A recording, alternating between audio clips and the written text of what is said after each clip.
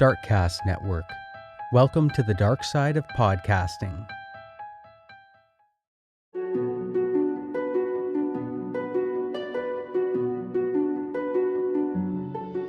I'm Dawn. And I'm Cole.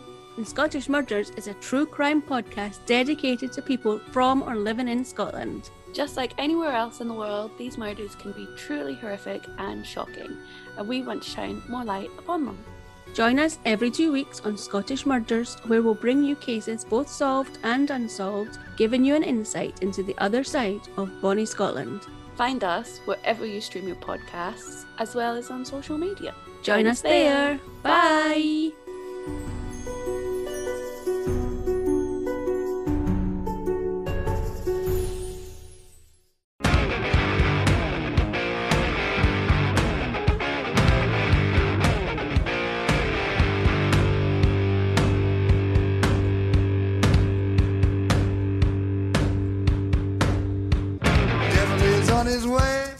Devil is on his way.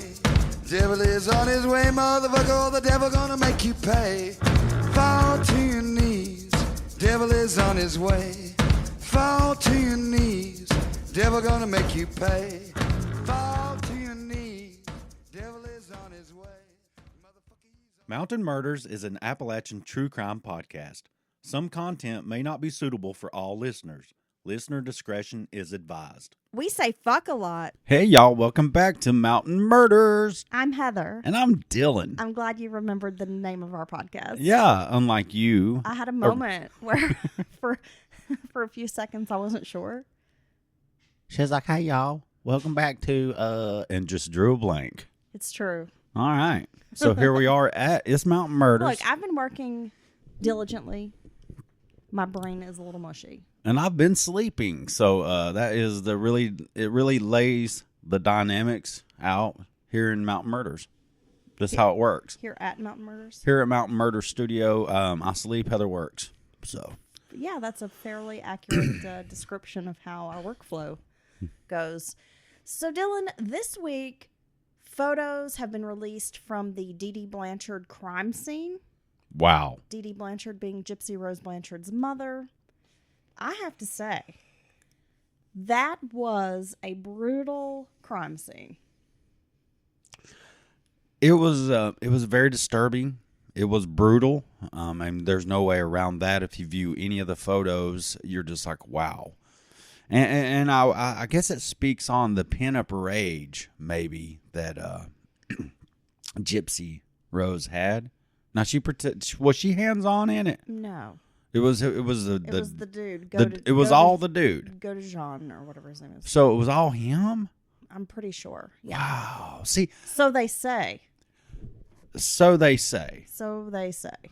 So, but okay. See listen, that. Look. Okay. Here's my dilemma. For a while, I have been teetering kind of between this initial reaction I had in the case, which was a very emotional reaction. This poor girl who suffered extreme abuse for years, a lot of abuse, and lived in a hellish home, right?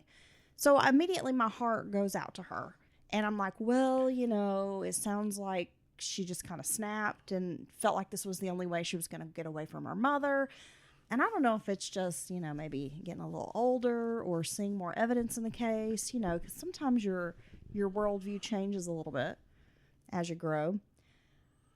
I'm not sure, because I feel like this guy Godejean is serving a life sentence, but he was kind of like manipulated into this act. Well, I don't think he wasn't kind of manipulated. He definitely was. Well, yeah. If he had never met Gypsy Rose, it's likely he would have committed a murder. More than likely. Right. He certainly wouldn't have murdered her mother. And I got to say, if it was all him, which is kind of abnormal because there's not usually this type of brutality in a murder for hire, if you will. I know she didn't pay him, but you know what I'm saying. Well, she paid him in something. Okay. Her credit card got swiped. But no, they're usually not this type of third-party brutality when there is a third party involved in the murder. Would you agree? Yes. So either he truly hated her, possibly because he'd been told over and over, about the abuse and all that, and was really worried or mad at Dee Dee for Gypsy Rose, or she had a hand in it. Gypsy Rose did. Now, I don't want to start speculating and false rumors, but whoever did this to this woman, it was a rage killing. It was very. It was a rage killing. Violent. It was very, very bad. These photos are horrific, and I've seen a lot of crime scene photos, autopsy photos. I've seen it up close. Right. I've seen murder victims up close, and I can tell you these photos were pretty horrific. I don't know. Like I said, I've been kind of teetering between does she deserve to be out of prison? She did play a role in all of this. And we've seen, since she's been released from prison, this sort of celebrity status. She's in the news. People want to know about her life. She's getting TV deals. She's been married and divorced. Like a real celebrity in a matter of months. A few months. Yeah. Now she's pregnant with her other ex-boyfriend's baby because they're back together. I mean, I just hope that she's had a lot of counseling and maybe continues to be under the care of maybe some psychiatric care to move forward, because these are really big decisions that she's making, and bringing a child into the world when maybe you're not so stable. I mean, she's really not had a lot of freedom from prison and time to be on her own and figure out who she is. Right. She instantly got in this relationship, but now she's in another relationship. I just don't feel like the girl's making good decisions, and I hate to say it, but and this is speculation on my part, I just have this sort of gut feeling that we're going to see something else out of her that might not be good. Right. See, she hasn't had any freedom. So she was under her mother's rule before, and then, they had a little brief, matter of days, or was it even days after the murder, and then straight to prison. So she's never actually, just like you said, had a chance to find it herself. Stand on her own. Right, and grow. And now she went straight from kind of being a kid to incarcerated to out the other side. And now she's supposed to be an adult. Well, she's displaying a lot of codependency. She is. It seems, from my point of view. And again, I'm not a professional of any kind. No, but we've been through a bunch of fucked up relationships. We have. And I don't know. It just doesn't. I don't know. It just, something about all of it doesn't sit right with me. And then all of that on top of seeing Dee Dee's photos and what they did to her. Yeah. Now, what Dee Dee was doing to Gypsy Rose was very wrong. Yeah, absolutely. It was I'm not saying that monstrous. What she did was terrible. Right. But I do feel like a lot of people suffer abuse and endure long-term abuse, and they don't murder. I'm just like, won't y'all just run away? Just run away. Just fucking leave. Just leave. Just, he's here. Just go. Go. Yeah, I don't get it. Unless you want to kill that person. Did I say it? I don't know. Did I say it? No, but I wish her the best, but I think it's a whole lot happening. And then you throw in the mixture of today's culture of fast fame, if you will. Did I just coin a new phrase? Sure. Wow, okay. Here at Mountain Murders, you heard it for the first time, fast fame. And all that mixed up into, these... gosh, I don't even know what to call it. It's such a whirlwind. And I do wish her the best. And I don't think, because guess what? Kids are hard. Yeah. Kids are hard. And Kids are very hard. They don't make and the thing is, tumultuous they situations don't really better. Get easier. No. Things just change. Right. From the time they're babies, it's tough. When they're toddlers, when they're teenagers. And then when they're adults, it's like a whole new set of things that you have to help them navigate. And it's tough. Yeah. And you're just constantly filled with worry and concern about your kids and their best interests and their welfare.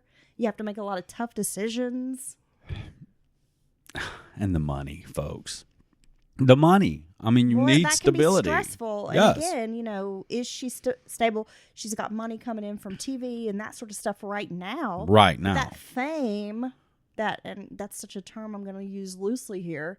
That infamy, I mean, that's not going to be a moneymaker forever. No, what's your skill? What's going to be a job that you retire from? You know what I mean? And I know that the younger generation thinks about that completely differently, and it's not all their fault. You see, I was talking about this with a coworker the other day. Companies like, oh, nobody wants to work and blah, this and that. Well, your companies don't take care of their employees anymore either. There's no heart. There's no appreciation. Yeah, there's reason for a worker to invest themselves in a position when the company's not invested in them. Yeah. And has no problems with laying you off, firing you. I'll watch screwing you over. A company take a man who's been there 30 years and treat him like shit. And that's just cold-blooded to me. That man's, shown you dedication and loyalty as an employee. Sure, he got his paycheck, but he can get paychecks anywhere. And he stayed here and done it for 3 decades in this day and age, and you treat him like shit in the end. So, anyway. So, yeah, what's going on? What's her life skills? We'll find some skills in employment and create maybe a better life for her child. With this kind of turbulent, like, married, quick, separation, not quite divorced, hooking up with this ex-boyfriend. Oh, here I'm pregnant. We're getting matching husky tattoos.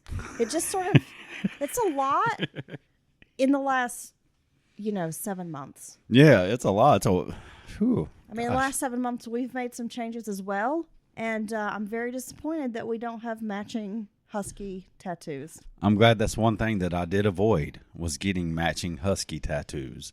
Very poorly done matching husky tattoos. Okay? Hey, tattoo art is subjective. No, it's not. It's beauty's in the eye of the beholder. That's true. I mean, you can't talk. You have that lizard tattoo on your arm. Yeah, and I know for a fact it's a shitty tattoo. And I'm not over here trying to tell everybody what a great tattoo. Hey, the lizard's not that bad. All right, let's get into today's case. Dylan, are you ready? We have been a little too preachy here with the audience. I will say, if you are going to check out those photos from the crime scene, if you're going to seek those out, just be warned. Even if you looked at crime scene photos before, they're pretty gruesome. These are rough. These will leave a mark on you. I know most crime scene photos aren't fun, but these are be forewarned. They're particularly brutal. You might not want to. You can't unsee them, bud. Don't eat a pot roast before you check them out. Yeah. Maybe no spaghetti. No noodles. No rare steaks. Or stewed meats, apparently. Yeah, no stewed beef. All right, Dylan, let's get into it. Adele Vicuna was born in 1963 and grew up in a blue-collar neighborhood in Long Beach, California, otherwise known as the LBC. Long Beach. Long Beach gave us a lot of stuff, like including the Snoop deal Double G. Yeah. Long Beach, you knew he was trouble. Her Hispanic parents had little money, but she was determined to succeed and change her life. Described as a quiet and respectful girl, there was nothing remarkable about her childhood. So, I mean, when I say that, there wasn't anything super traumatic. Seems like she just, came from a working class family. Maybe money was tight here and there. I think a lot of us can relate to that. Yeah. And, but it wasn't like she suffered any abuse or had, alcoholic parents or, there was nothing like that. While studying to become a mortician, she met Stephen Craven in 1984. And at the time, he was a Coast Guard recruit. Oh. Coastie. Do people join the Coast Guard? They do. Wow. I knew some Coasties. Really? Yes. Are they a tough lot or they swim good? Both, really. Oh, really? They're tough? Well, yeah. Okay. I mean, they do some pretty interesting work. The Coast Guard does a lot of good stuff. Like, one of the guys I knew, I believe his last name was Hall, if memory serves. He was a photographer as well. That's how I knew him. We had a photography class together. He'd actually spent some time in Antarctica. Ooh.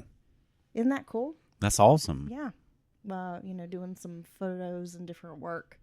It's top secret. Pictures of the Hollow Earth entrance. But I thought that was pretty groovy. Okay, so Stephen had been deeply affected by his parents' unexpected divorce when he was a teenager, and I believe he grew up in Minnesota. His mother, Garnett, told Deadly Wives, the TV show, that her son had not had a serious girlfriend before Adele. That he had always just kind of, maybe had some girlfriends, maybe some flirtation, but had never had a serious, what she would call a girlfriend, A long-term girlfriend. Exactly. Stephen was instantly attracted to Adele's sweet, warm nature. Yet Garnett said she thought Adele was kind of giggly and noticed that she rarely engaged in intellectual conversations. Is she calling her an airhead? I think that was her nice way of saying she thought Adele was an airhead. She's vapid. A little bit. Well, Garnett was saying how Stephen was like a deep thinker, very smart, intelligent, had a real dry, kind of sarcastic, witty sense of humor. Some highbrow stuff. Yeah, and that she just was a little surprised when he brings Adele to meet her, and it's not the kind of partner she imagined her son would choose. Well, and that happens a lot of times. You'll have people of different ilks that are attracted to each other. I mean, I married an airhead. He's stupid, dude. And I love you. Hey, look. I'm a deep thinker. I'm thinking right now about a bunch of stuff that doesn't matter affects what I'm trying to do. You're only allowed to have one deep thought a day. Well, no, and it's only one at a time.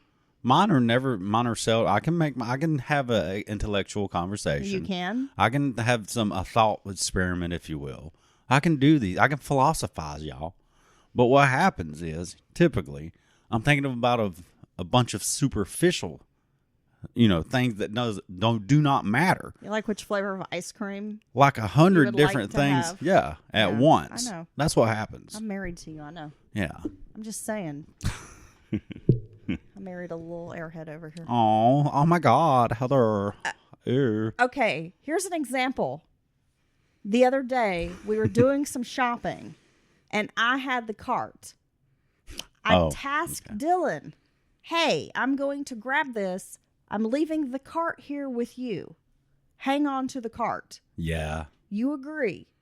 Sure. And then you tell, okay, then you're going to meet me in a certain spot. And I arrive at the spot, and you're not where I can see you. I find you eventually. Where's the cart? Oh, yeah. What cart? What are you talking about? Yeah. And a lot. You had to walk on the other side of the store to go find the cart. And you probably forgot where you left it, didn't you?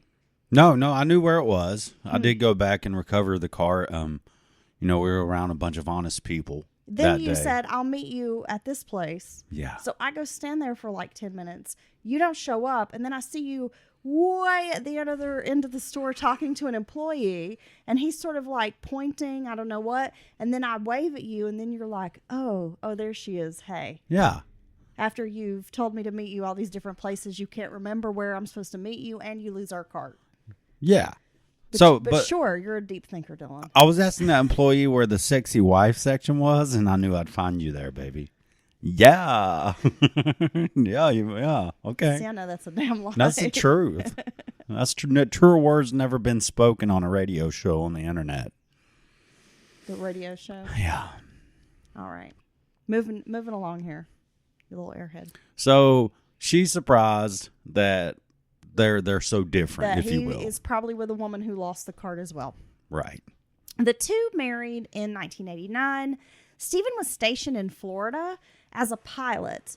So once he had made it through the trainee process as a young recruit with the Coast Guard, he became a pilot. He went through the process and was chosen to be a pilot.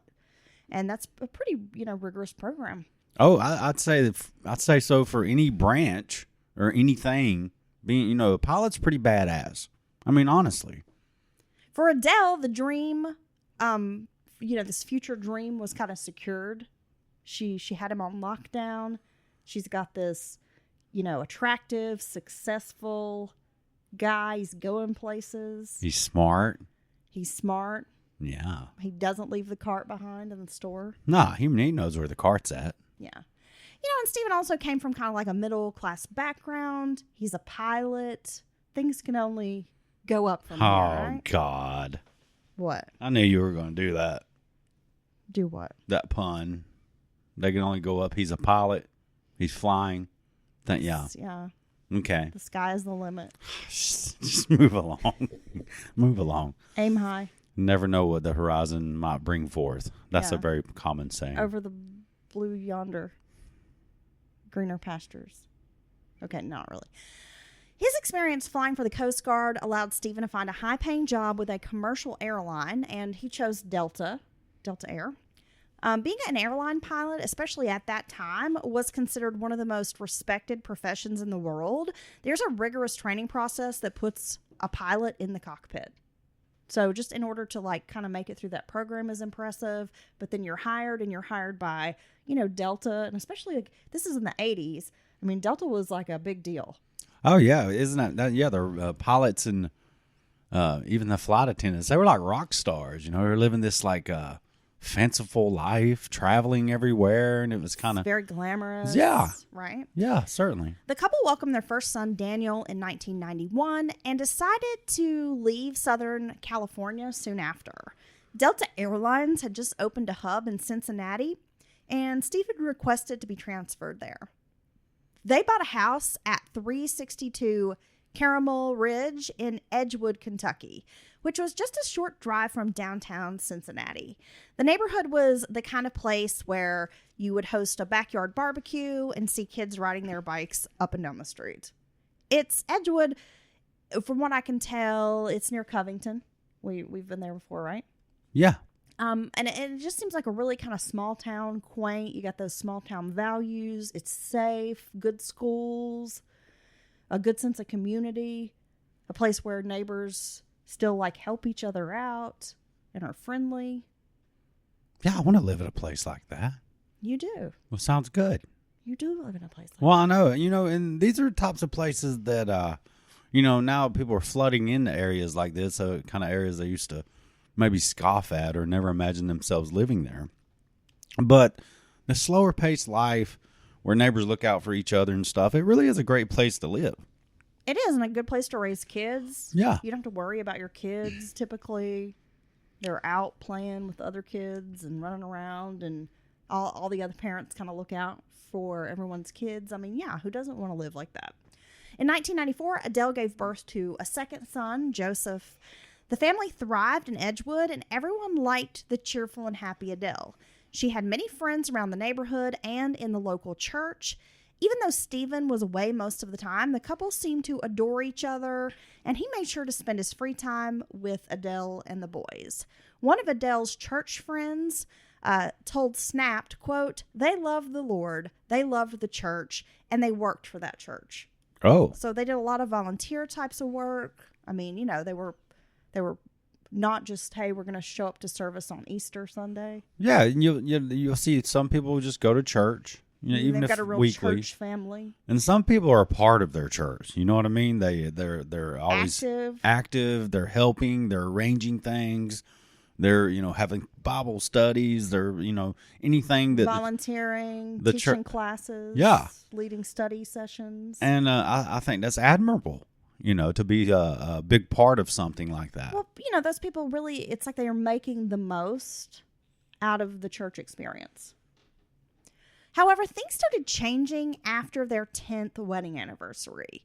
Stephen was globe-trotting for work and rarely home. Adele was left with a challenging job of running the household alone and raising up 2 young boys. A neighbor named Susan Boyce stressed that Adele was, quote, an amazing mom.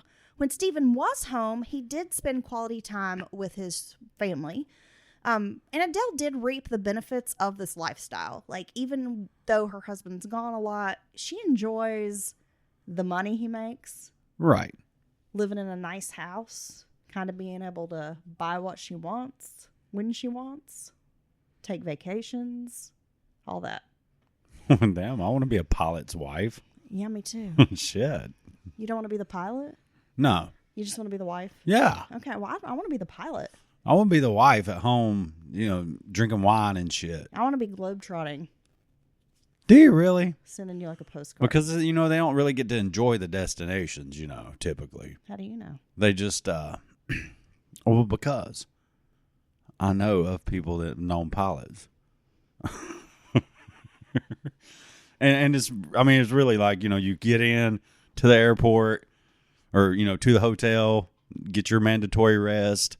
You probably shouldn't be drinking or doing mushrooms like that one pilot. And, just get up and back in the cockpit. Look, I'd be fine. I would spend a few hours in Paris, like having a crepe before I fly home. Paris today? 2024 Olympics Paris? Or are you talking like a romanticized version of Paris from like 15 years ago? No comment. Sorry, Paris, but damn. Now, according to their friends and neighbors, Adele and Steven often argued about money and her spending habits. When Steven was gone, Adele tried to find fulfillment in other ways, which usually led to her buying expensive items for the home. She had a bit of a shopping addiction. Yeah, and I think this happens a lot. Boredom. It's like she's filling this whole void in her life with stuff, and she has the extra money to do it. And these are tough relationships when you have one spouse that travels a whole lot or is away a whole lot for work. It's really hard.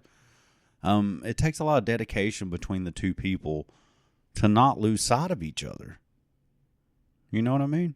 I do know what you mean. And I work this way, not as a fabulous rock star pilot, but as a blue-collar shift worker. And there's many times and whole months at a time I spend more time with, I would spend more time with my coworkers than I did my family. And that can be hard, It can take its toll. What our old joke was, you go home and the dog tries to bite you because, you're a stranger now to your family. Steven also began criticizing Adele's weight and overall physical appearance. When company was over, he would belittle Adele about her eating habits and spending. He also wanted to have sex constantly with Adele, even when she wasn't in the mood. A friend, Debbie Stacy, told Fox 19 News, quote, she didn't want to have relations with him, sexual relations. At that point, it was making her skin crawl for him to touch her. Gosh, see, their relationship's not in a healthy place. And, I think I want to have a name for that. Insistence by one partner to have sexual relations when the other one's totally not into it. Yeah, because that's not okay. And it's an uncomfortable situation. And I would, even if I was the one with the, incredible libido, which is kind of how I am anyway. I was going to say you're the one that doesn't want to give it up. That's not true. You're stingy. I'm not sitting on this thing. You don't break it off. I'm not sitting down on it. You don't break off any of that. No, it's available 24/7. It's like the flotation device at a pool. It's hanging up on the wall. It's not true. You're always sleeping. Yeah, but but it's not fun. I'm a vibe guy. I read vibes because people want your body all the time. No. You don't like that everyone just wants to use you for your body. That's not true. My wife treats me like a piece of meat, y'all. That's true. She does. And like she's the butcher. You know what I'm saying?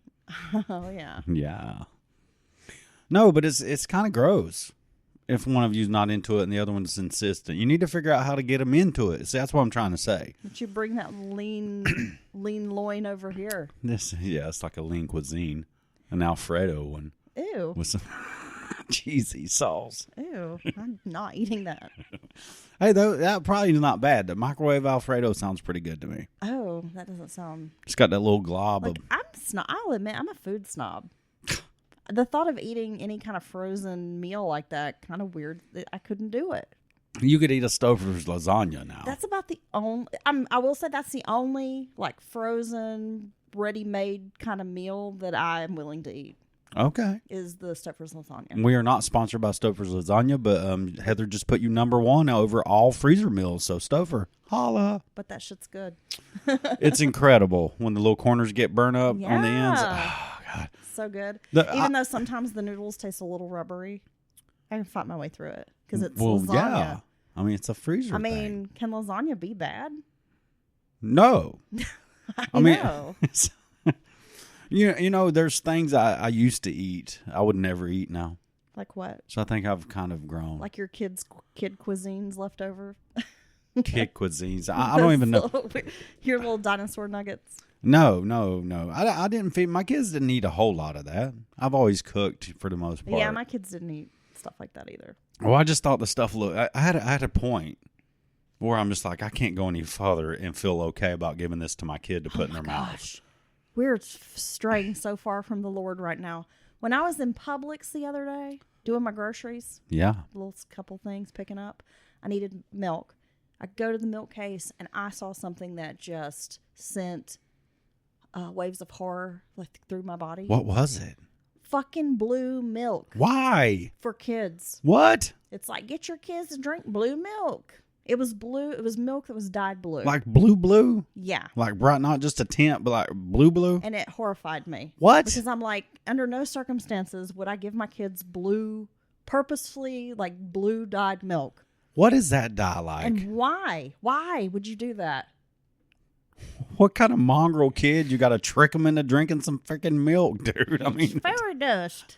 drink some of this sweet juice right here, baby. This is unicorn piss. You drink it, it's good. Why Tastes is like milk. why I is- don't know, but it fucking weirded me out. Why is it thick, Mama? That's because it's milk, you son of a bitch. Drink it.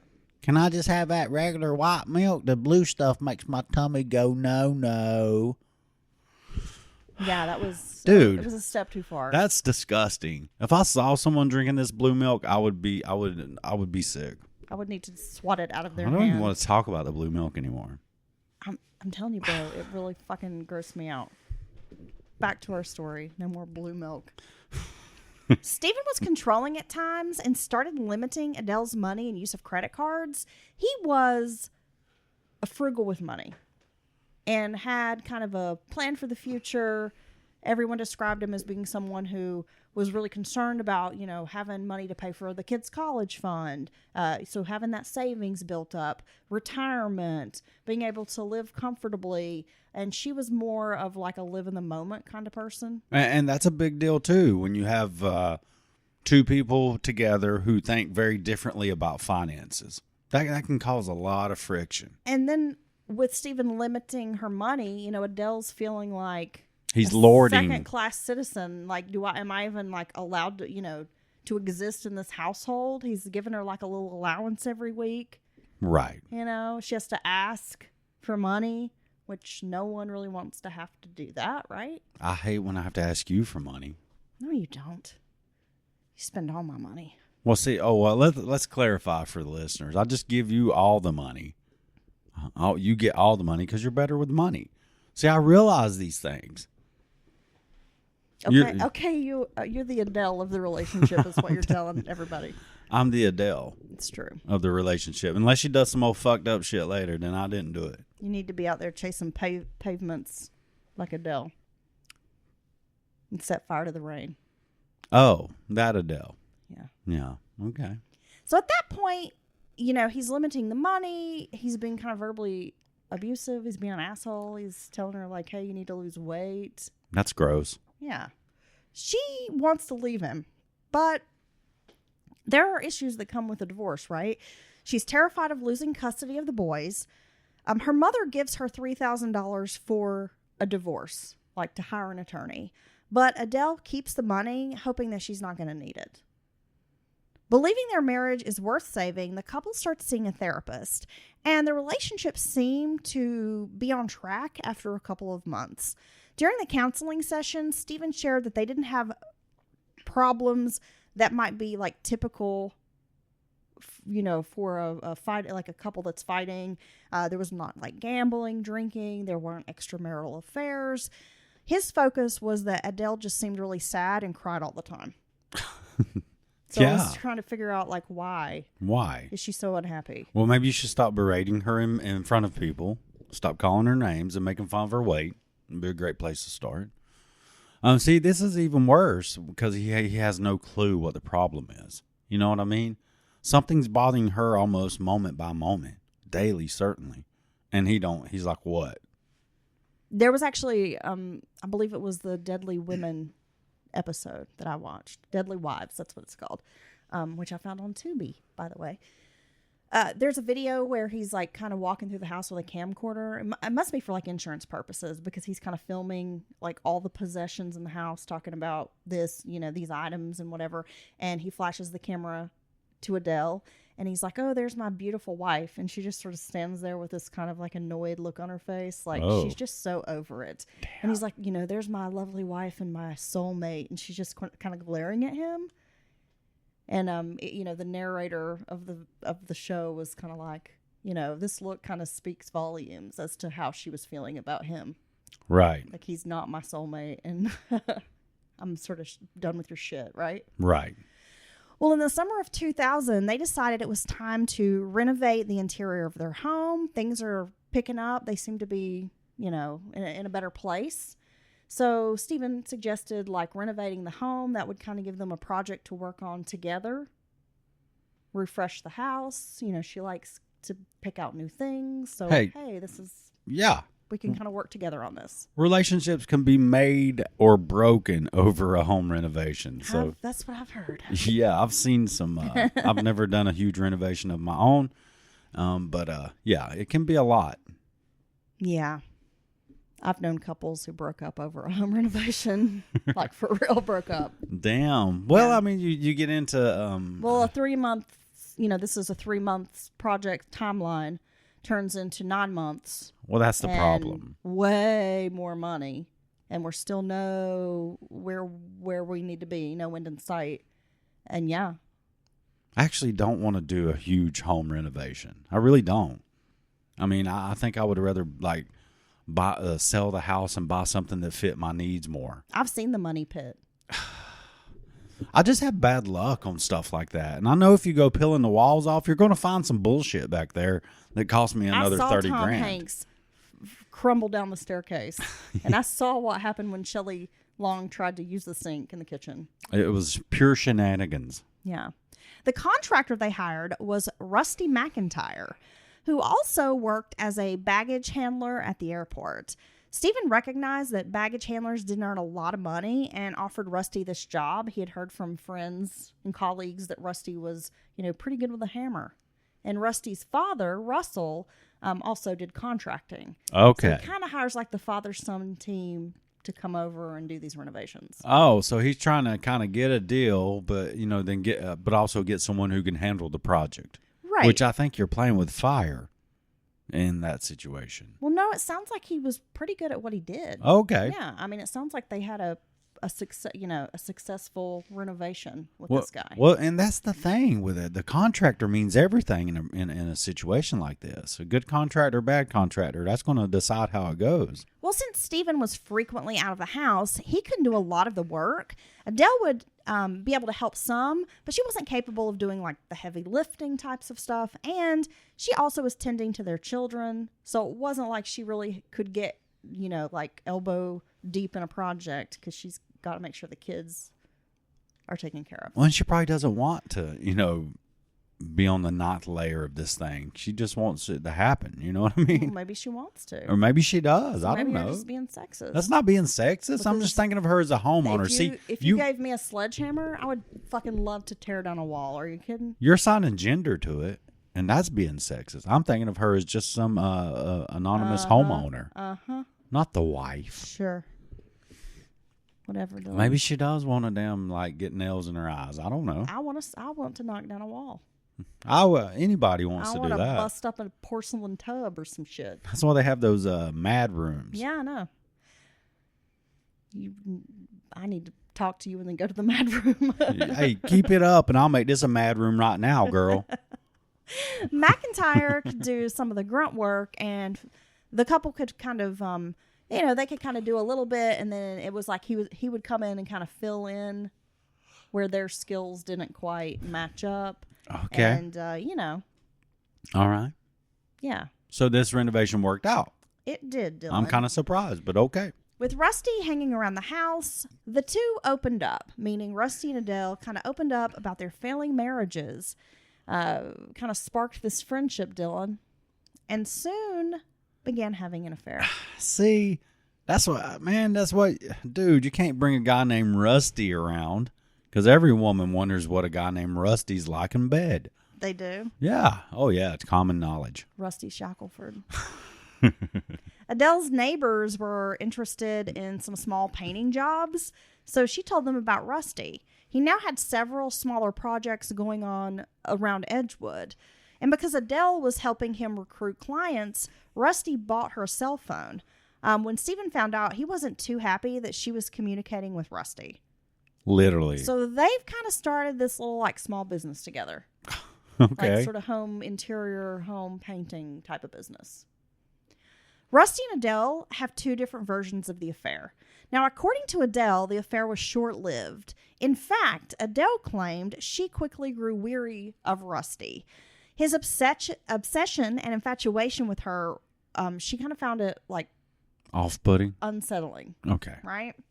She attempted to cool down their relationship. However, it was proving to be more difficult because Rusty was very charming and Adele found it hard to resist certain desires. God, Rusty's keeps showing up in just a tool belt. You know, nothing but a tool belt on. Yeah. Talking about you ready to go.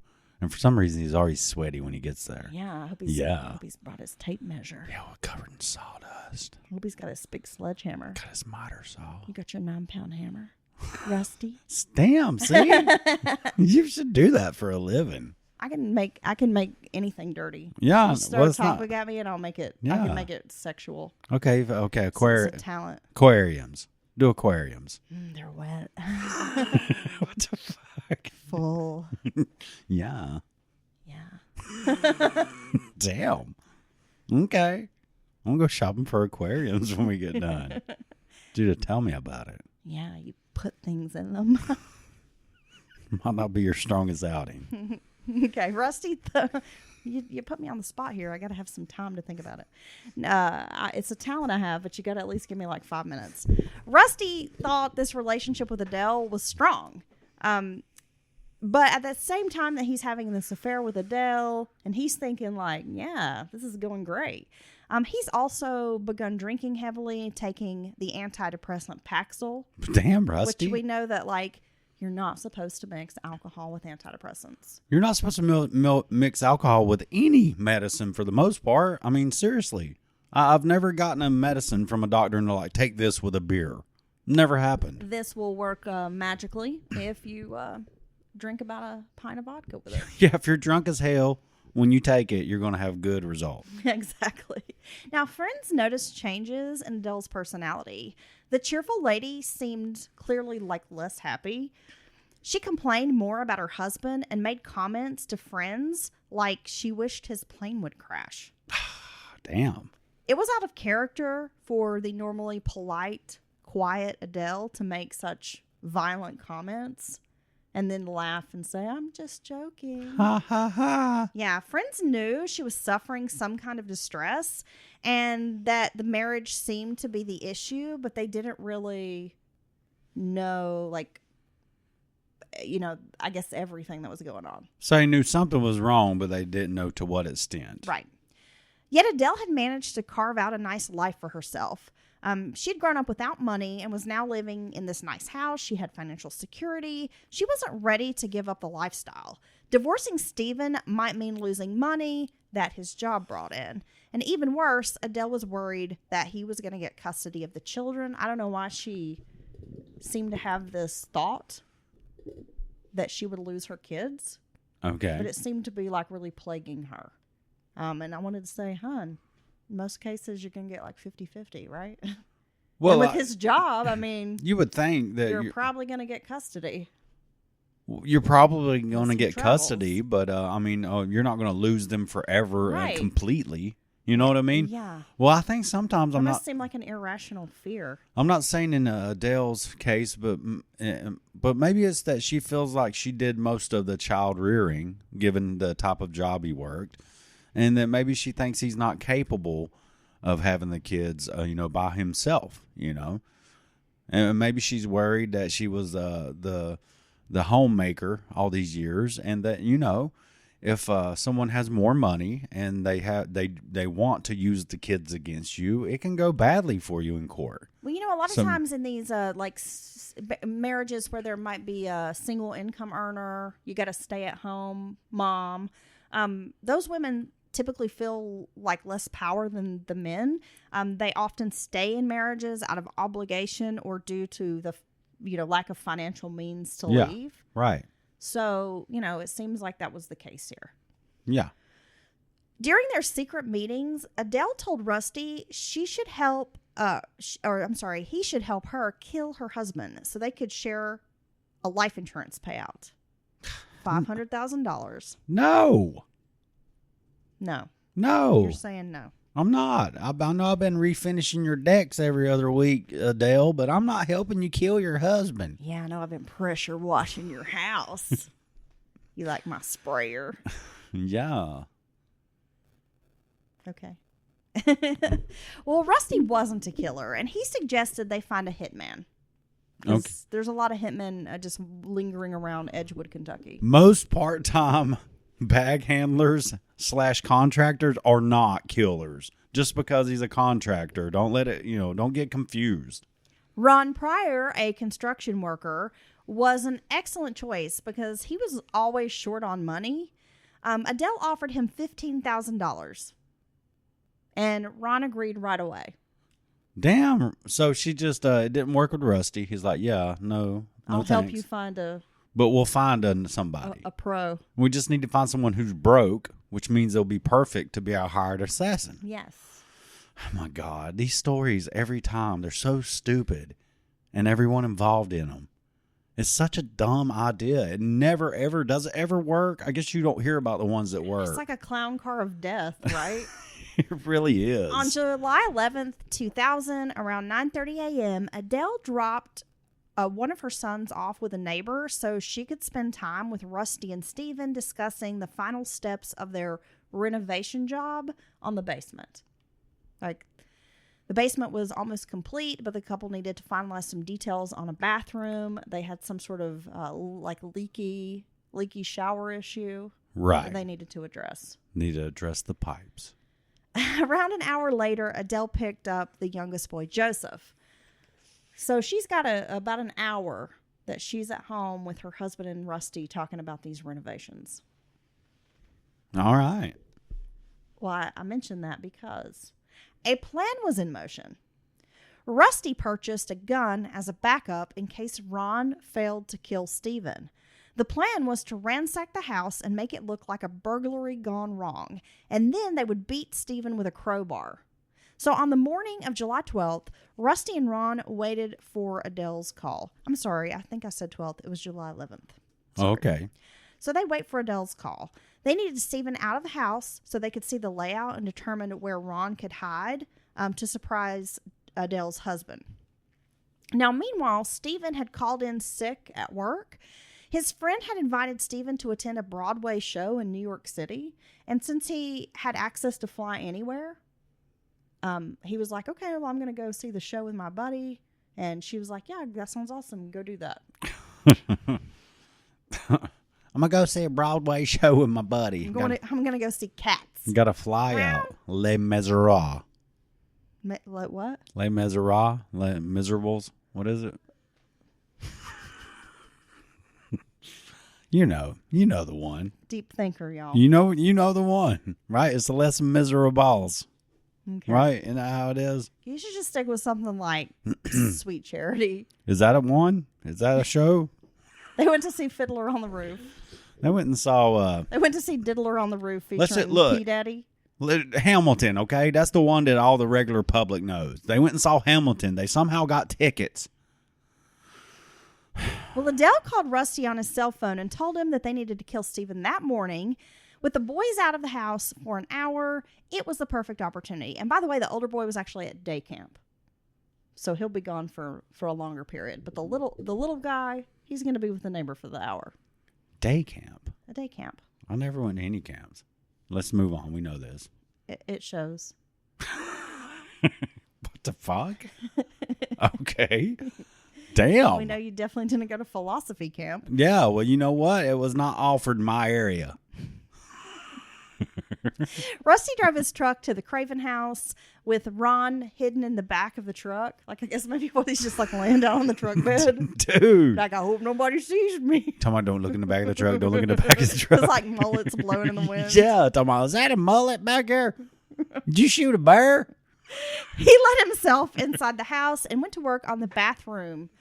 Ron snuck into the garage and was waiting on Stephen there. Adele led Stephen toward the garage, saying she needed to help catch their pet ferret, who had gotten loose. And as she's leading him, down to the garage, that was when Ron jumped out with a crowbar. Oh, my God. He struck Stephen in the head several times, breaking his skull.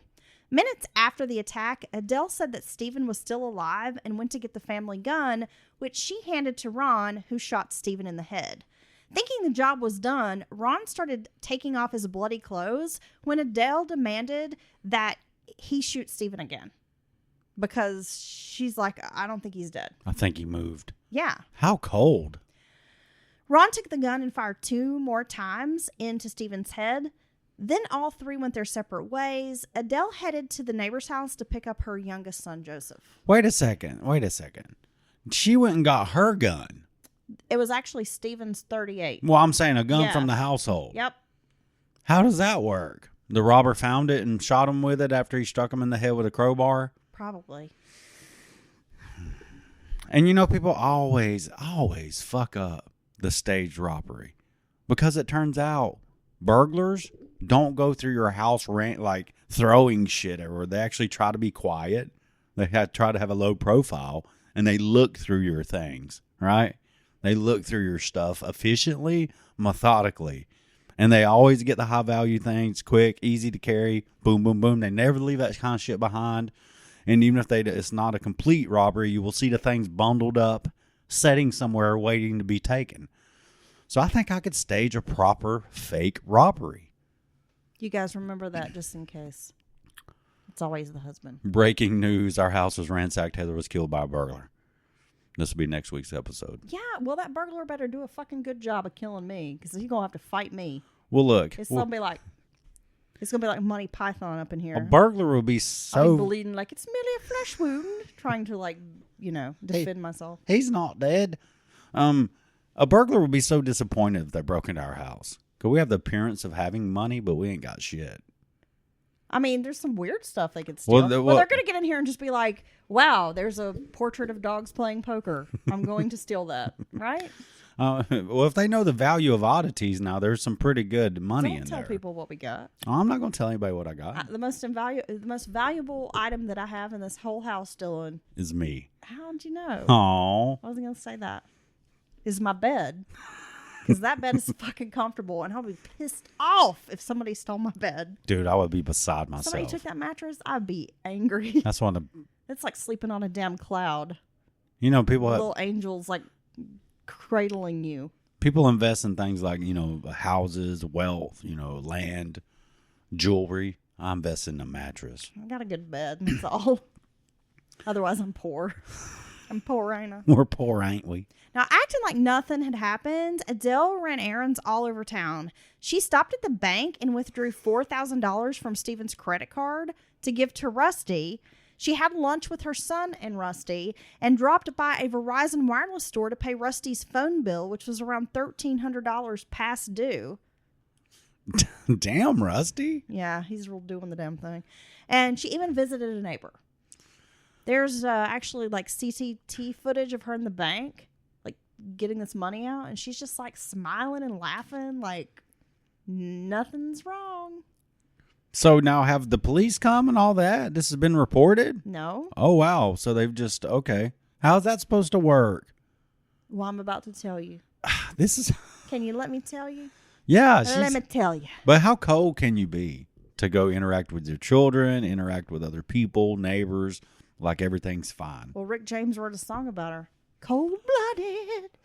So around 8:30 p.m., Adele parked the car in front of the house and approached the front door. It was left open. Fearing burglary, in quotations, burglary, Dylan, she went next door to Susan and Vern Boyce's home. They waited with Adele outside after calling 911. Vern scouted the house before entering, seeing if there was any evidence of a break-in. Adele told the neighbor that her husband was supposed to be in New York City.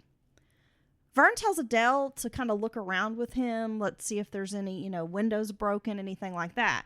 And as he's peeking in a window, like at the back door, he sees a man lying on his stomach at the bottom of the basement stairs. The body appears to be surrounded by a pool of blood. Oh, my gosh. Vern starts yelling to his wife, Susan, and to Adele, saying that he sees blood everywhere. Wayne Wallace with the police department is one of the first to arrive at the scene. He said, quote, "There was a body at the bottom of the stairs, a male who was lying in a large pool of blood. From our experience, you can tell that there was a high impact velocity splatter, which indicated a gunshot or something hard. Clearly, it was not an accident."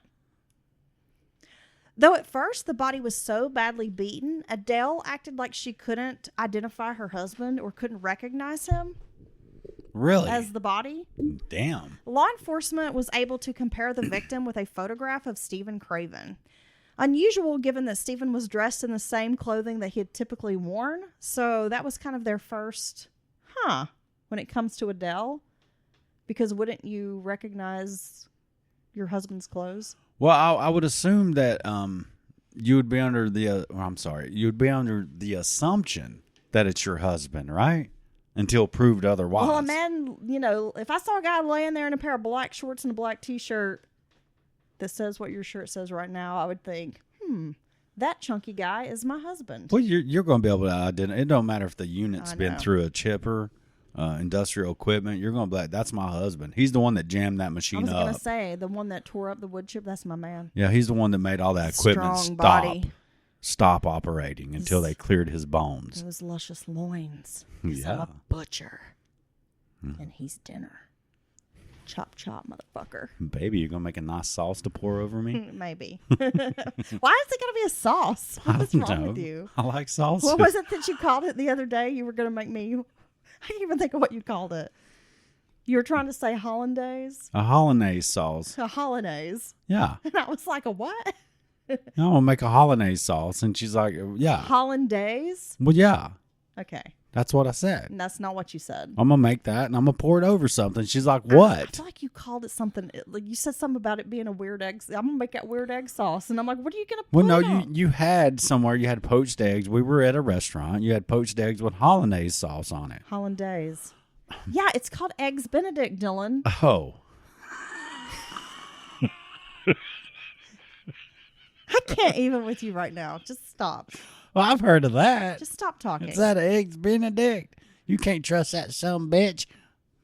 I always thought a great roller derby name would be Eggs Benedict Arnold, Okay. right? No, that'd be great. Now, Adele wasn't crying. They've just found her husband of 11 years murdered. There were no tears or genuine looks of grief. And Wallace noted that she was composed and he called her cool as a cucumber.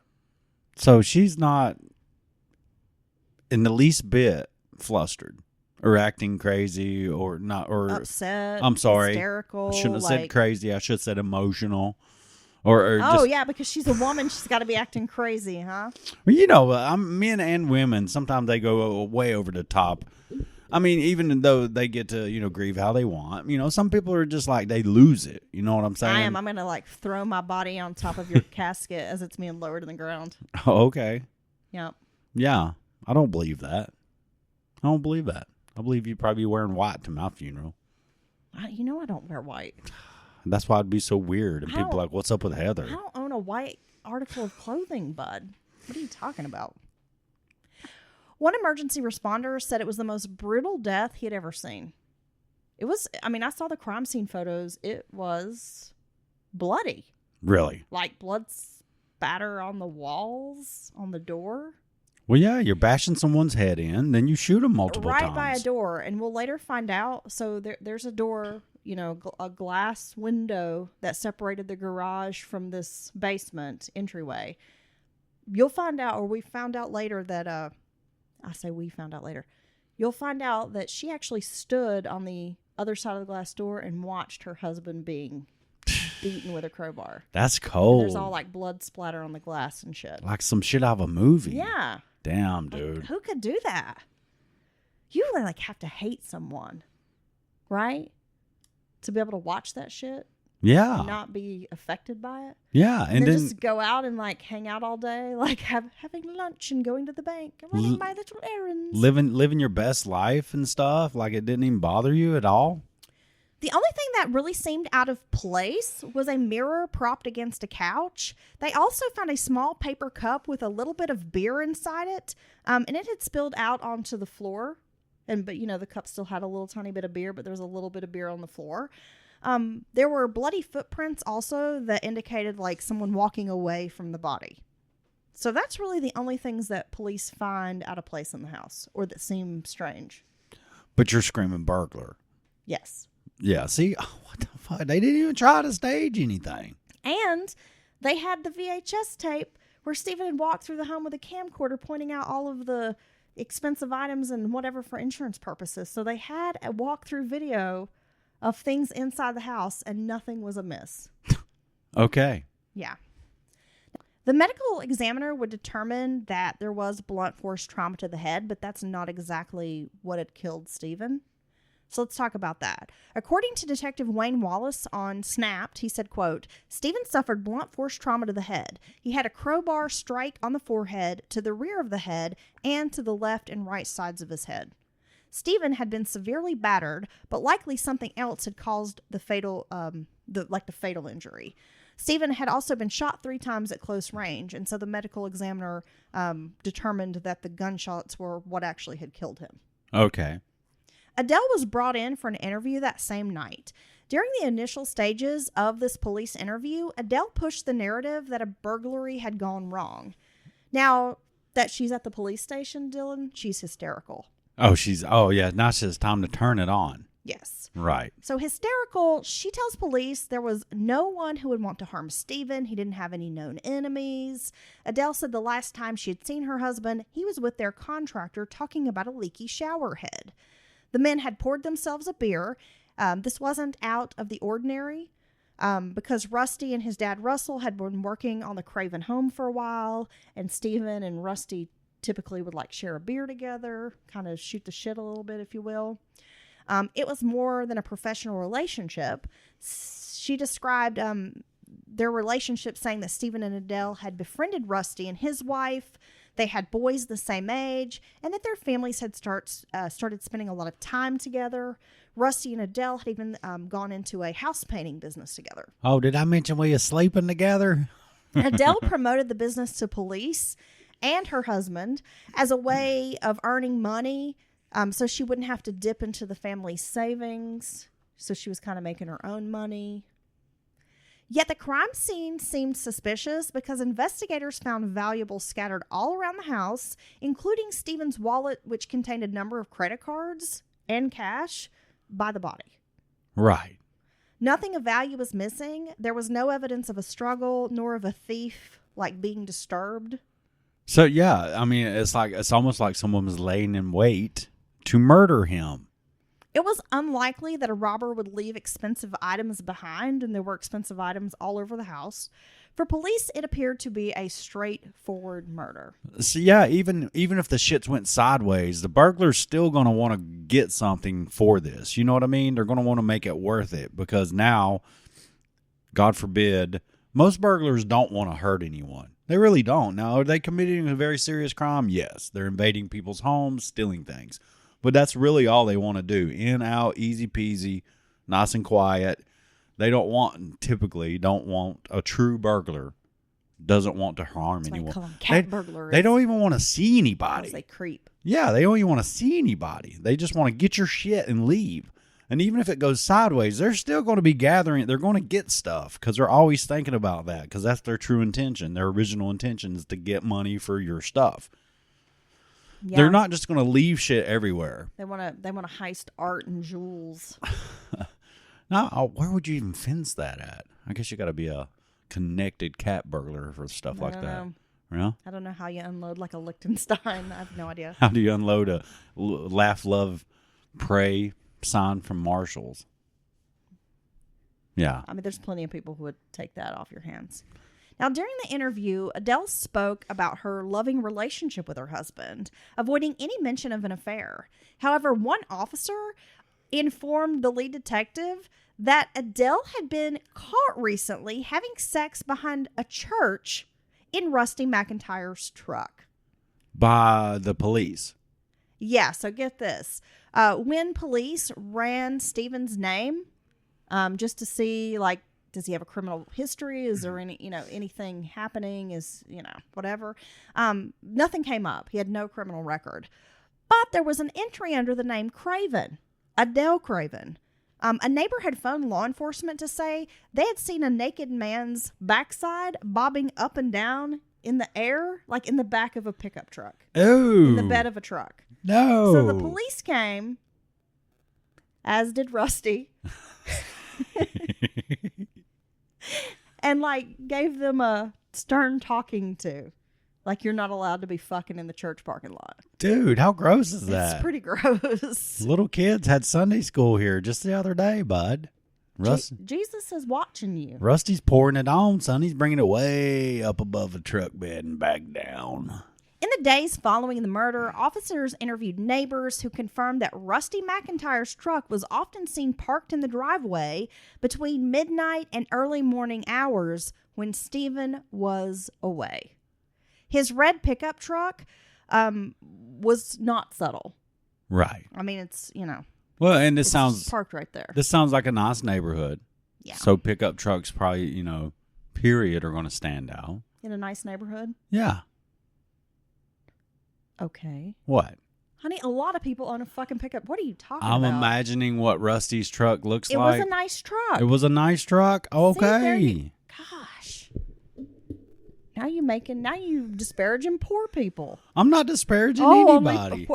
Only poor people have trucks. Honey, you got to have them $75,000 to buy a truck right now. Are you crazy? I never said you're signing words to me. No, we know what you I never ever said only poor people have trucks. We know what you was suggesting. So look, even if before they were doing anything, the neighbors were wondering if they were doing anything. So, you know how it goes. Those who were close to Adele mentioned she sometimes joked about wanting to kill her husband by hiring a hitman, and no one took her seriously. Adele's car was searched, and investigators discovered a fully packed bag containing clothes for her and the boys, makeup, a phone charger, a passport, and other documents. They also found a few $1,000s in cash. Investigators obtained Adele's phone records and confirmed that she talked to Rusty frequently. They had also found receipts from various motels in the area. I mean, the evidence just continues to mount.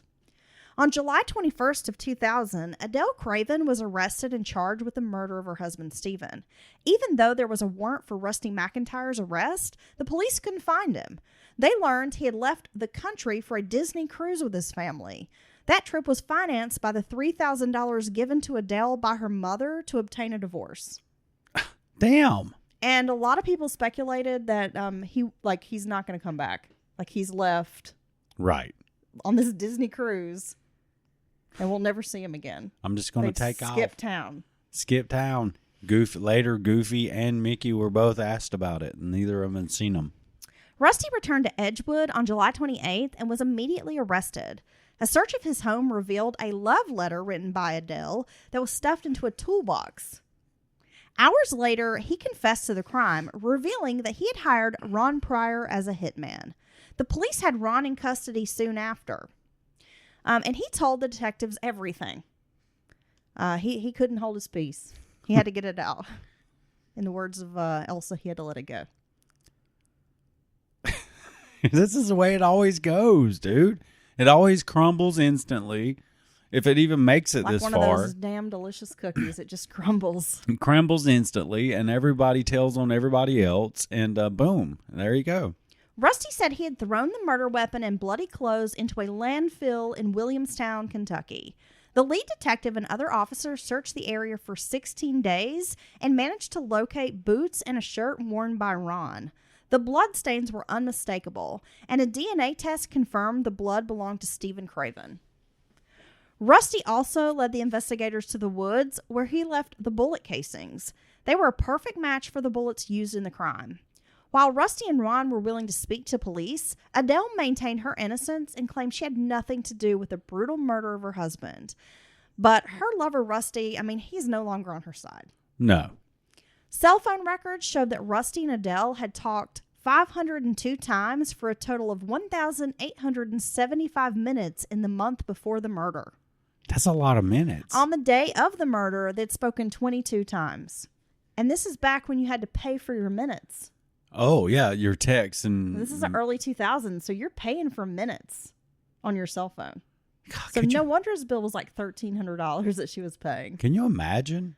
Do you even remember what that's like? Kinda. You remember what, like, You waited till after 9 to talk to people.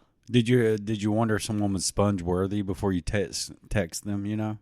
Well, I didn't really text back then. You didn't text back then? Not really. Not in 2000. I don't even think you could text on most phones then. Oh, I was texting. I don't feel like I had texting capabilities until more like 2003 or 4. Hell, I don't know. I'm just saying. Nobody listens to you, you stupid. What? With your hollandaise sauce. Wait, where am I? Wait, are you telling me before you even said that was Eggs Benedict, there was people out there screaming at their phone, it's Eggs Benedict, you dumb son of a bitch. Probably. Because it's always got the sauce and the egg, and that's how it goes? Is that what makes the dish? The question seemed to come down to 2 scenarios, Dylan. One was true, the other a lie. So they had to choose basically, do we believe Adele or do we believe Ron and Rusty? Well, I got to say, from an investigator's standpoint, they seem to be forthcoming. They're giving you evidence, physical evidence, that they'd already went out of their way to hide. And so are you supposed to believe that they all of a sudden concocted this plan by themselves to get rid of her husband? Or she is not admitting to her part in it, and she actually, is the reason the plot came about? Police knew the day of Stephen's death, but not the exact time. Police theorized the murder had taken place when the children were out of the house. So it had to take place within that window of time, that 1 hour where Joseph was with the neighbor. Which is when it happened. She would not jeopardize her kids by murdering their father, while they were in the house. And police were pretty confident about that.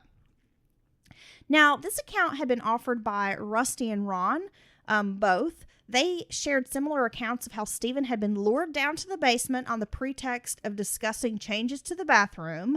They both told of Ron lying in wait and stepping out when Stephen reached the bottom of the stairs, how Adele had asked him to help find the family's pet ferret, that it had gotten out and was somewhere in the garage. And that the bottom of the stairs, when they got him down there, that was the location where Ron would strike the pilot again and again. So both men are telling this story. Stephen, they said, collapsed and was bleeding heavily, but did not die. Adele became increasingly frantic because her husband was fighting so hard to hang on. She handed over a gun to Ron, who then shot Stephen. The gun was a .38 caliber Smith & Wesson, and it was a gun that actually belonged to Stephen. Jesus. As Ron was changing out of his bloody clothes, Adele insisted that he shoot Stephen again because he was still breathing. It was after this that he left bloody boot prints near the body after that second shooting. Adele told them they should wait longer to report the body, so that they needed to kind of I guess draw out reporting the death. Right. Because it was harder to determine the time of death, which was something she had learned working as a mortician. So if we wait some hours, they won't be able to tell exactly what time. happened. Okay. Yeah, I don't know. But anyway, this is 2000. Forensics weren't exactly what they are today, Dylan. Ron and Rusty told the same story independently of each other, but it also fit with Adele's odd decision to leave her children with a neighbor, as she usually didn't do this. And so police were like, well, if you weren't part of it, why did you leave your son with a babysitter, essentially? Or the neighbor, for the first time ever. Yeah, you never have done this before. Even probably the neighbor's like, well, this is kind of odd. She never does this, but I thought I would help her, Well, yeah, looking at the bathroom wouldn't take that long, and there was no reason why the boy couldn't be present in the house for this task to take place. The child could have even come down to the basement with the adults while they're talking about this renovation. So she even told the neighbor that was the pretense. Yes. We need to have a discussion about this renovation. Can I leave him over here for a little while? Yes. That's stupid. Why did Adele rely on a neighbor for such a trivial task, especially given she'd never done so in the past? Adele's version of events, again, totally different. Adele said the meeting about the bathroom went as planned. Then she went to pick up her son and then took him along to run errands. From there, she carried out chores for the day, the bank, eating. I mean, she's been telling that same story and has all those receipts to show. Right. Which is another, hey, look, I have an alibi. I kept my gas station receipt. I kept my receipt from Subway. Some people keep receipts, and I'm not very good at it. I'm bad at receipts. I mean, sometimes I'll pull a receipt out, and I'm like, why do I have this? But then I can buy something, and 10 minutes later, can't find the receipt.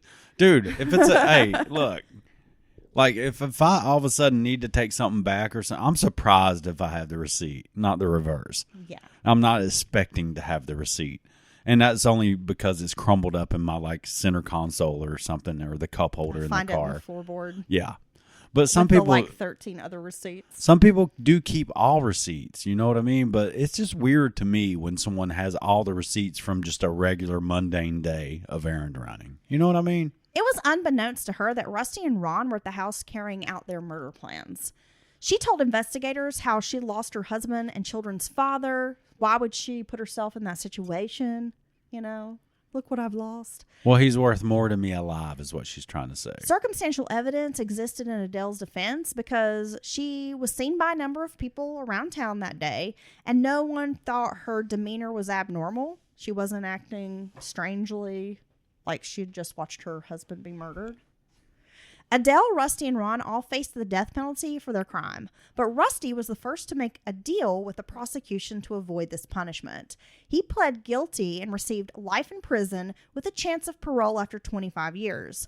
Ron Pryor appeared in Kenton County Circuit Court in June of 2001, and the jury found him guilty. He was sentenced to death. Adele's defense attorney managed to get a change of venue, and her trial began on October 28th of 2002 in Lexington, Kentucky. Ron's lawyer advised him not to testify because of his upcoming appeal. Even though the trial was in Lexington, the media followed and reporters flooded the courtroom. The prosecution introduced the motive right away. Adele wanted the house, full custody of her sons, and the life insurance money. The only way she could do this was to kill Stephen. Nevertheless, Adele spent 2 years in custody, and her sons were given to Stephen's brother, who adamantly insisted of his sister-in-law's guilt. Even if Adele were to recover in court and be found not guilty, Stephen's family, they were not going to be swayed.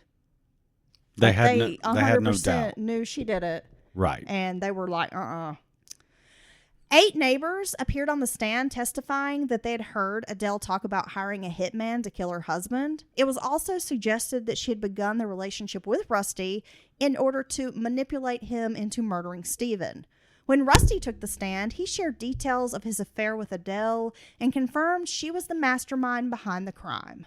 Adele testified as the star witness in her defense. She came across as quiet, distraught, and a loving wife. But would that work, Dylan? I don't think it's going to work because everybody knew she was going around being unhappy all this time. Adele confirmed that she had a short relationship with Rusty, but the two had broken up by the time Stephen was killed. She said Rusty became obsessed with her and wanted them to be together. When she refused, he hired a hitman to kill Stephen. The jury began deliberating on December 4th of 2002 and requested a meeting with a judge 2 days later. The judge declared a mistrial. Oh, gosh. So she did raise doubts. Adele's second trial was scheduled for January of 2004. The prosecution was still determined to win this case, and they offered Ron a deal to commute his sentence to life in prison without parole if he testified in court. When Ron agreed to tell his story during Adele's second trial, her attorneys knew it was over. 3 weeks into the trial, the atmosphere in the courtroom was completely different, and the defense was pretty sure they were going to lose. So on February 19th of 2004, Adele pled guilty to murder to avoid a death sentence. So before, you think it was basically Rusty's word against hers? and bringing this third party, bringing the actual killer or the original killer, the tough hitman, having him on stand, you think that would carry a lot of weight? I think so. Yeah, I agree. She received life in prison with a chance of parole after 25 years. She's currently serving the sentence at Kentucky's Correctional Institution for Women in Shelby County. Bill Kramer, Stephen's brother, made a statement after the trial. He said, quote, "I was stunned at today's developments because she has denied it from the beginning, but I always knew she was guilty. It was so obvious to us. To hear her say she is guilty is the most valuable thing of all." He also noted that Stephen was against the death penalty and would not have wanted her to receive a death sentence. Okay. Because that was against his moral belief. Okay. Well, he knows his brother. All right. Damn, Adele. So that has been the story of Adele Kramer. That didn't help. Craven. Why'd I call her Kramer? Craven. That didn't help shit. It just made things worse. Adele Craven. She's craving some dick. It's almost like you should have just divorced them, right? It's almost like you're just dumb. What the freaking and hell? need to either figure out your fucking issue or get a divorce, right? Like. And don't ever try to plan. It's like somebody tried to do a wedding and just it was a disaster. Don't ever try to plan another murder because this wasn't even close. No. You're going to blame it on a burglary. You didn't stage a burglary. So you're saying like instead of a wedding planner, you could have like a professional a murder planner? Yeah. Yeah. Adele ain't it. And she's failed. She's not it. Well, they're just all a bunch of knuckleheads. I mean, what makes you think that using your husband's gun to shoot him, the gun you have access to? Oh, and then she told the police like she didn't know if her husband had a gun. What gun? Yeah, I mean, she kind of acted like... Even though they probably have like footage of her buying the gun with them. I mean, stupid, it's dude. just dumb. These people are dumb. And this is what always happens in these situations. And then you have a poor Stephen. Yes. I mean, there were certainly issues in the marriage and stuff, but this man did nothing to deserve this. I mean, it sounds like overall, like he was kind of just going along with the marriage and like maybe not really seeing what the problem is. Well, and that's because he's gone all the time, you know? Yeah. you know that comes. And then she's unhappy. You know, I think people have sometimes they assume, or maybe just it sucks being the one gone all the time too. Is what I'm trying to say. It's not a party. It's not fun. You know, he probably got tired of waking up in a different time zone every day. You know, not being with his kids day to day. Yeah, not just having that day to day relationship with your spouse. Not being there with his wife. I mean, we've discussed this, and it's like just the little things, right? Like being able to just go grocery shop together, or ride in the car and hold hands, or go on a walk around the neighborhood. You know, you're kind of missing on just like the little things when you do work a job where you're out of town or something. Yeah. And those little things, I mean, that adds up over time, you know? It does. So. Well, thank you for that, Heather. Yeah, it's a sad story. It's a very sad story. And really, in the end, the boys are the big losers here, right? Because they have a father who's no longer around, and then their mom's in prison. So they end up losing out all around. Yeah, I'm glad you brought that up because of the kids in situations like this where they all of a sudden lose both parents.